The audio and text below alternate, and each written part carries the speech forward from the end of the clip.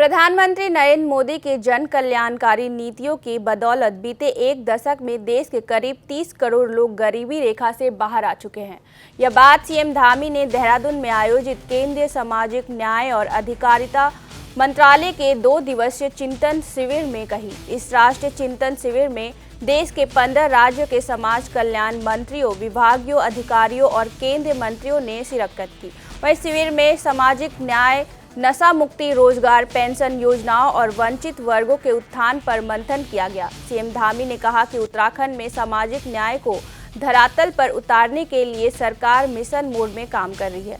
उन्होंने आगे कहा कि पहले समाज कल्याण विभाग को सीमित कार्यों के लिए जाना जाता था, लेकिन अब यह सामाजिक सशक्तिकरण का केंद्र बन गया है।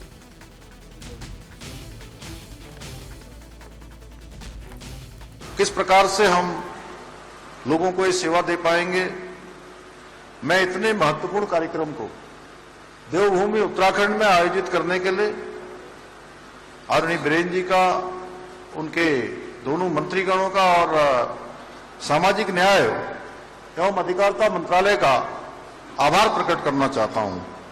भाइयों बहनों, देश के ओजस्वी प्रधानमंत्री आदरणीय श्री नरेंद्र मोदी जी के दूरदर्शी नेतृत्व में आज भारत में सबका साथ, सबका विकास, सबका विश्वास और सबके प्रयास के मूल मंत्र के साथ काम किया जा रहा है।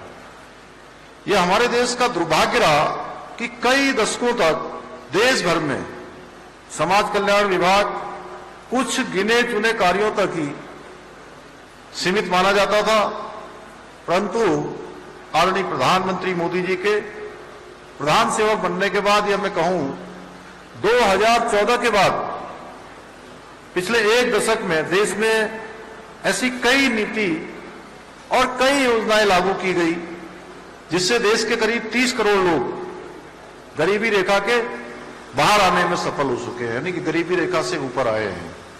आज देश में केंद्रीय सामाजिक न्याय एवं अधिकारिता मंत्रालय द्वारा एक और देश में बुजुर्गों के लिए, महिलाओं के लिए, विधवाओं के लिए, दिव्यांगजनों के लिए विशेष पेंशन योजना देकर उनके जीवन स्तर को सुधारा जा रहा है। वहीं छात्रों को छात्रवृत्ति देकर उनका उज्जवल भविष्य बनाने के लिए उनको शिक्षा के लिए प्रोत्साहित किया जा रहा है।